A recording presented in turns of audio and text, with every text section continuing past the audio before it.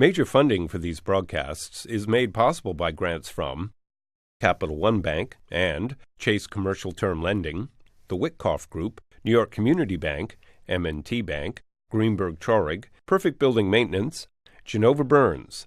Additional funding is provided by grants from AKA Hotels, Corman Communities, Aerial Property Advisors, AVR Realty Company, Bank of America, Merrill Lynch, Bank Leumi USA, Briarwood Organization, CBRE, Citizens Bank, Colliers International NYC, CPEX Real Estate Services, Cushman & Wakefield, Customers Bank, DDG, Dime Savings Bank of Williamsburg, Fisher Brothers, First Nationwide Title Agency, Flushing Bank, Foley & Lardner, Friedman, Handler Real Estate Organization, HAP Investment Developers, Investors Bank, James D. Kuhn Real Estate Institute at Syracuse University, James Orphanides, Chairman, USRealty.com, Kilroy Architectural Windows, New York's Window Company, Madison Realty Capital, Massey-Knackle Realty Services, Matone Group, Mercantile Commerce Bank, N.A., Meridian Capital Group, Newmark Grubb Knight Frank, Newbanks, MHP Real Estate Services, Optimum Window Manufacturing Corp., People's United Bank, Rosewood Realty Group, SJP Properties, Sterling National Bank, Sterling Risk, Stonehenge Partners, TD Bank, Terra CRG, the Continuum Company, the CUNY TV Foundation, the Moynihan Group, and these friends.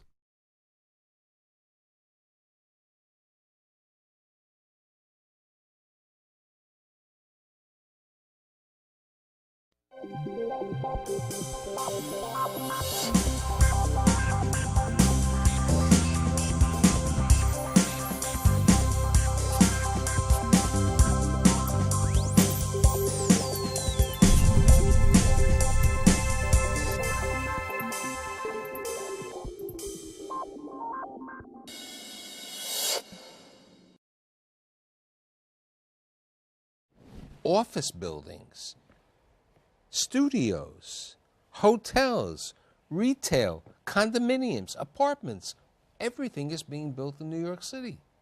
So today I've assembled a group of developers who it's in their DNA to develop, it's like a shot in their arm, who are developing all this type of properties in 5 different boroughs of New York City. So my guests today are Douglas Steiner, who is the chairman of Steiner Studios and Steiner NYC, Mitch Rutter, who's the CEO of Essex Capital Partners, Joseph Cohen is a principal at East River Partners, yeah. East River Partners, and last but not least, my buddy Lester Petracca, who is the CEO of Triangle Equities.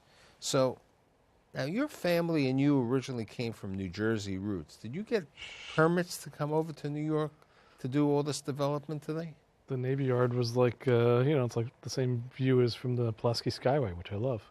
So did you go by ferry or did you go by car? Car. Okay. So tell me what you're doing today in different type of developments, because there's so much new developments taking place, and you're on the cusp of a number of them. The studios is in expansion mode for the next 10 years. At full build-out will be 60 acres. Right now we're finishing up a graduate school for CUNY for Brooklyn College, graduate film school on the lot. We'll be building out also a graduate school for Carnegie Mellon on the lot. In a couple months we're starting our next stages, another 6 stages. So are you the landlord on those buildings? Yeah. Okay. Another 6 stages along Kent Avenue, but within the yard.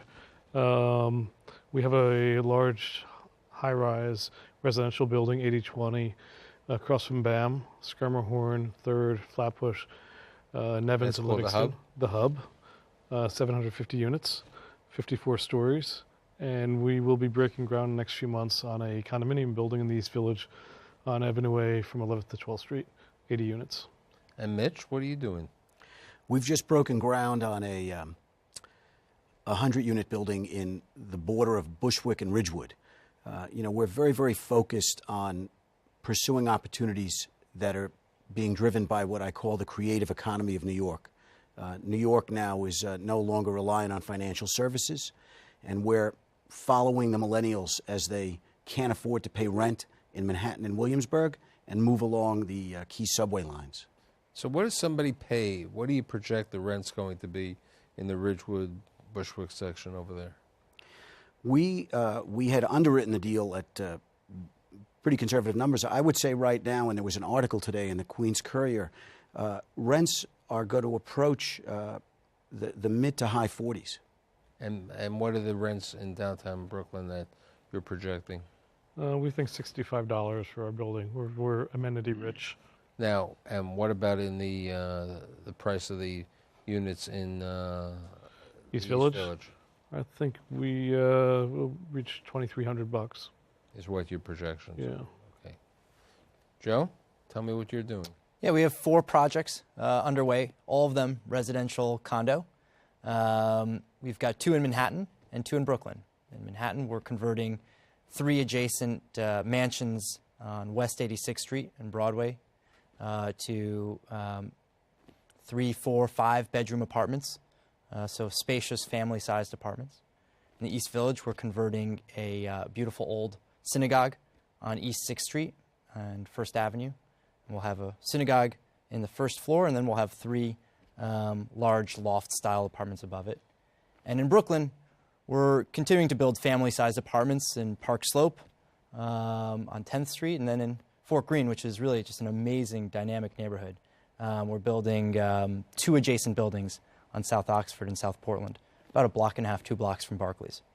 And Lester, you're going into a couple boroughs, and as opposed to mostly the residential. I mean, with the exception of what Doug is doing, at the Navy Yard, you're doing a variety of unique things.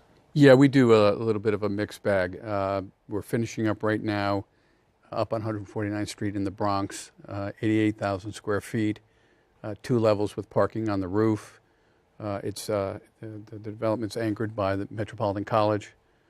Fine Fair is also a tenant. We're in final negotiations on a gym, Vista Care, Boston Markets, and we have a few more that we're very active negotiations on. And that'll be finishing up in May. Then we're looking to break ground in Staten Island, as you know, which is a 2-phase development. First phase is about 85,000 square feet of retail and 100 rental apartments at the base of the Staten Island Ferry. And as I think you're also aware, there's a great deal of development going on, basically about $1 billion. Right, the wheel, which is $500 million. Then you've got BFC and the outlet centers. Yeah, exactly. And then you have our project, which is Lighthouse Point. Phase 2 is a 160 room hotel, and there are 6 historic buildings that need to be renovated. And you mentioned in the green room that you're working on something out in Long Island. Yes, we have 83 units of housing going out there. There are 80 of 55 and over in the town of Huntington. You know, it's interesting. Years ago, when I was writing an article and talking about 55 and older, you weren't interested in the 55 and older. I wasn't 55 then, Mike. Ooh. But yeah, no. Look, there is such rental or for sale. No, for sale condo. There is such a shortage of that product out in that area of Long Island. It's not funny. I mean, our waiting list is substantial.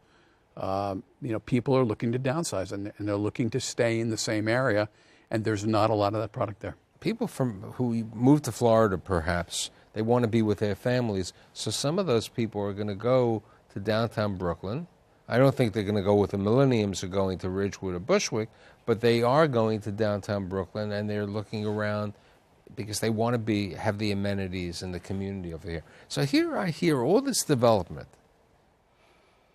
In order to develop, you have a couple of other variables that one has to take into place.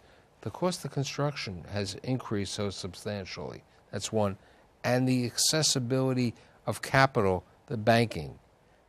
Has it been difficult, or how do you see the banking environment for development today? I think for the right product, there's plenty of capital, surplus of capital available. And the market's awash in liquidity. I think within certain submarkets, that'll tighten up quite a bit, given fears of overbuilding. I would say that there's no shortage of construction loans. The question is how plentiful they'll continue to be for condominium development. As rental developers on the residential side, we've had no issue in finding construction loans. Joe? Yeah, I would say that's the case with us as well, that we've gotten financed for all the projects we have underway. We've raised a new fund. We have an opportunity fund to go out and do more development. And we're finding that it's more difficult today to get construction lending than we thought it would be. I felt like 2015 started, and I started to see that some of the lenders, especially on the for sale housing, were starting to pull back. Right, because unfortunately, people read the press, and some of the press is talking about different markets and the price points and so on. We're not finding any problem with capital, as Doug said, for the right product. We're not having a problem at all. And you're right, the construction numbers are going up. The industry is busy.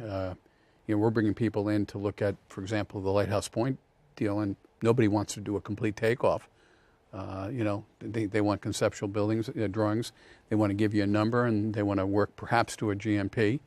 So they're busy, and the question is why work on your project? Why be an estimating service for somebody when they're so busy? So that's what I see as a problem. And the pricing of the land today it tends to be for condos. And as I was joking at the beginning of the show, saying developers have this in their DNA to develop. Price per land. The week before, I did a show on nonprofits shedding their real estate assets because they can use it for working capital, they can use it for other purposes. But, when the Bible Society on Broadway sells for $1,000 a square foot, when properties on Park Avenue South sell for $800 a foot, and when land is selling at this price, you couldn't build downtown Brooklyn if you were paying today's market rates. I can only build it as rental because I'm in for $60 a foot. And I went to contract just at the end of the downturn. So that's the conundrum. Our mayor correctly says we need more affordable housing, but by constantly speaking about it and not announcing his plan, two things have happened.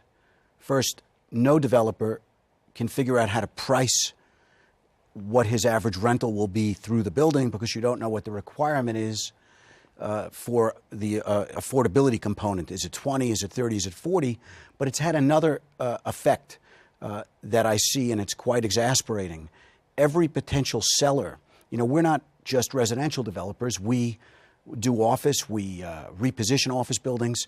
So we go into M zones and look at creating new office space. And every seller thinks that he has a residential site because the mayor's spoken of rezoning. So they no longer quote residential prices. I'm sorry, they quote a residential buy price, right, not a manufacturing area that's price. in a manufacturing area. So I think the market has slowed now on the land transfer side until things become a little more clear.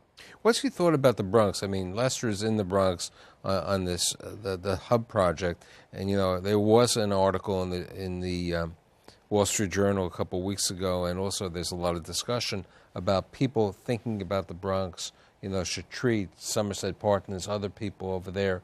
Do you see more development, or is it most of the development which has been done in the Bronx in the past was because the land was cheaper?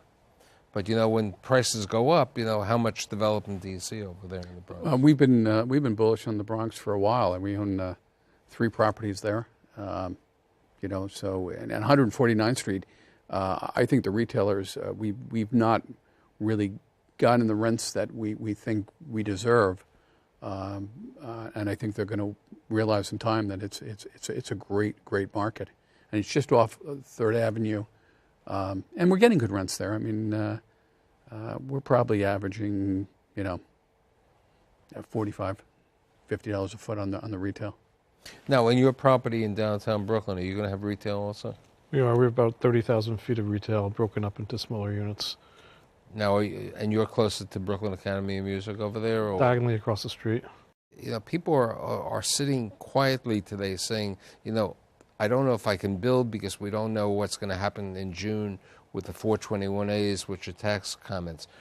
Somebody who's been on my show numerous times, David Kramer, there was an article that he published in in the Daily News saying that we have to have tax abatements. I mean, could you build without tax abatements?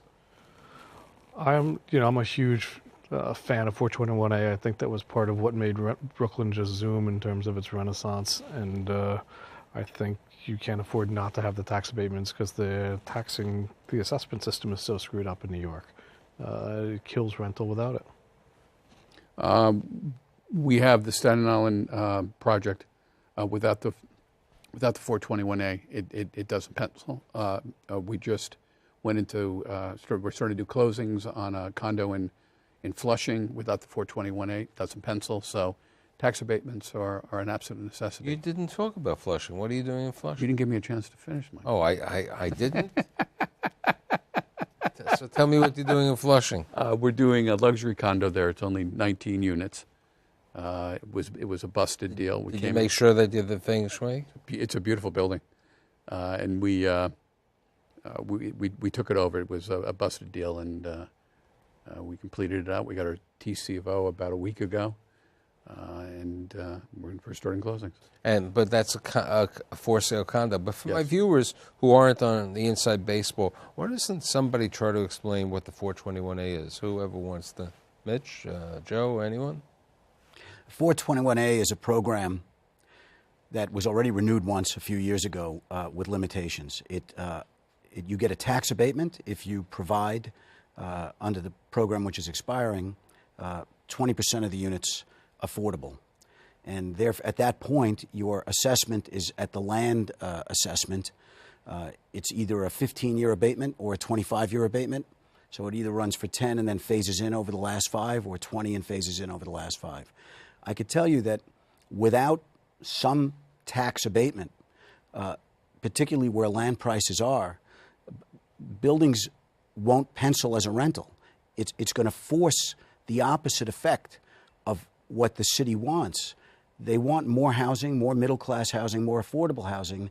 It's going to wind up fostering only the development of condominiums for the wealthy. I remember when I did shows a number of years ago, and when the New York Times specifically had advertisements that people in the real estate section, there were all these articles, 421A tax abatement for these condominiums. And people would only, people looked at what the monthly payment was, and the 421A was the incentive. Today, there are numerous condominiums that are in the city in various stages of development that do not have the 421A, and people just, some developers have said to me, they're absorbing this. It's a different thing. Yeah, listen, all of our projects were being developed, after 421A expired. So we've lived that experience. The buyers are looking what their monthly nut would be, including their taxes, maintenance, and whatever their interest payments would be. And for the projects that we're building, they're ultimately in it for less than what they would be paying as rent. The reason was, a number of years ago, we didn't have mortgage rates of 3%. Yeah. So, when somebody was looking at it this way, they were looking at a 6% mortgage rate, yeah. And, so the combining effect over there. I think you have to really look at it, though. Many of the buyers in our projects don't come with a mortgage at all, maybe 50%. So that's pretty common in New York, that people are looking at these places as a place to live, and there are very few opportunities if you're looking in the Upper West Side or the Park Slope area. I just don't see that much opportunity to buy something with a 421A abatement that makes sense. So in the 5 boroughs, where do you see opportunities for you to develop in the future? I mean, all types of development, because New York City is still under retail, okay? There's a need for more retail in many places over there, probably in the Ridgewood, Bushwick section. Do you think that there are the opportunities, near Aqueduct Racetrack, where they have the casino over there? I mean, I don't. That's not where our focus is. Our focus is based upon more of a macro analysis. I see what I call a push-pull. People are being, first of all, when a kid gets out of college and he gets a job in New York, he gets congratulated. But he's not getting congratulated as heartily if he's going to Philadelphia. And so the first thing I want to say is New York has succeeded and will continue to succeed. It's replaced its old base with tech.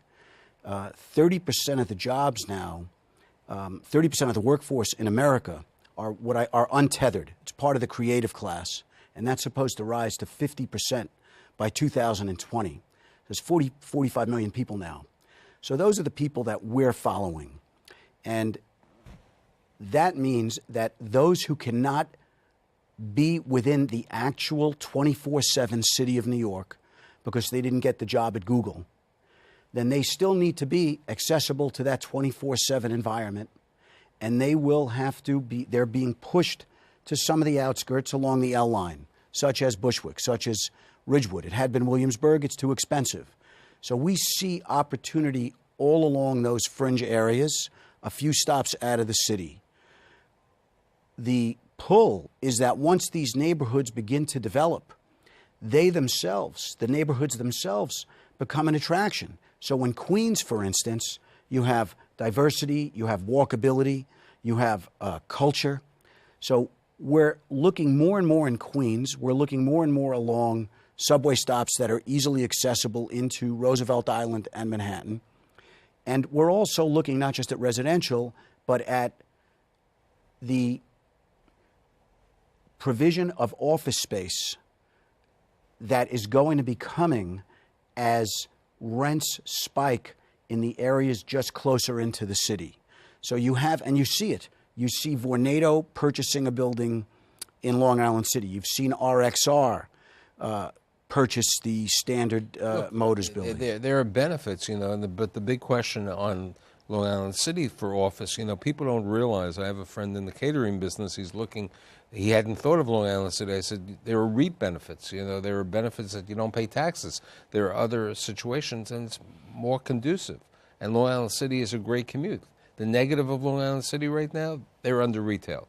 They don't have the adequate retail to meet the infrastructure. But downtown Brooklyn didn't have the adequate restaurants before, and today they're having much more. I think it'll be slower in Long Island City. I think it's 10, 15 years, maybe 20, till it has the street life that Brooklyn has. But it'll be there, and Cornell will be a huge push for that. Cornell, the effect of Techni on Cornell on Roosevelt Island will have an effect on a variety of things. So it'll have an effect on Manhattan, near the ferry, near the tram and the train, because over there, that section of the Upper East Side, and eventually when the 2nd Avenue subway is completed in the year of the new generation, 5,000 years from now, that'll have an effect. But Hudson Yards is a market also that we're talking about, and you have a site over there. Look, Hudson Yards is, it's a snowball now, and land prices are tremendous. Just the price for air that's not coming out of the city, out of the park, is it's huge, and rents are spiking. But I will say that the retail will increase in value in Hudson Yards as you see that park move northward. So people are buying projects that are going to be along a park that doesn't exist now, because that whole frontage on both sides of Hudson Boulevard will become prime retail. Yeah. No, look, I think when Neiman Marcus makes a commitment to go there, I saw it, and I unfortunately I used to write against it. I never thought the Time Warner Center would do that well, and it's really done well, and the restaurants and everything else. And, the city, look, downtown Brooklyn, downtown Manhattan is doing so well today over there. Have you ever looked at Lower Manhattan in that? I have not been a fan, but I think it's really making a change now that's permanent. And I see that as a interim step for people going to Brooklyn. I think as the advertising agencies moved down there, and Condé Nast was a pioneer in Times Square. Now they're a pioneer for media downtown. I think that's going to be a wave to come. Lester, any? Well, I think part of our bullishness on Staten Island is exactly what Doug just talked about, and that's Condé Nast moving 5,000 employees down there, and a lot of those employees not able to afford the rents of Manhattan, looking for places. And sure, Jersey City will be a competitor to us, but we think we'll be able to offer them a price point with a beautiful view, and amenities. Well, but you do bring out a very interesting thing, and I'm going to be doing a show in a couple of weeks on Jersey City. Jersey City, brand new luxury towers are $40 a foot. And it's a 10-minute trip on the ferry, depending over there. And they are competing. You know, the mayor, who's been on my show and who is going to be on the show again, you know, he doesn't like to be called the sixth borough, but many people consider Jersey City as the sixth borough. That's exactly what they're looking to be, the sixth borough. And so we'll compete with them, but our price point is in the 40s. You're building a specialty hotel, and Staten Island has a need for hotels. One of the, you know, effects today, which is being hurt, is that we've put on so many hotel rooms and Airbnb. So the effect of Airbnb on the hotel industry in certain markets is there. Have you seen that? What do you know, Uber, Airbnb, and technology is having an effect on the city of New York in many aspects. I think it's got to be long-term, major disruption to the hotel business here. I've never taken part on it as a user, but everybody raves about it who's used it. So, you know, it's interesting. In one of my roles with New York Community Bank, I've inspected buildings, and I walk into buildings up near City College, and I see suitcases outside, and I say, "Oh, it's another Airbnb building." So I think, you know, in summation, as I said earlier, developers have this DNA to develop, and I think the four of you and many people, including myself, are bullish on New York City. People want to come here, as Mitch said. This is the place to be. And with development, we need all the different types. And the studio business, you and all the other guys are doing well. And this is made in New York City. And I'd like to thank Doug, Mitch, Joe, and Lester. And I'll see you next week.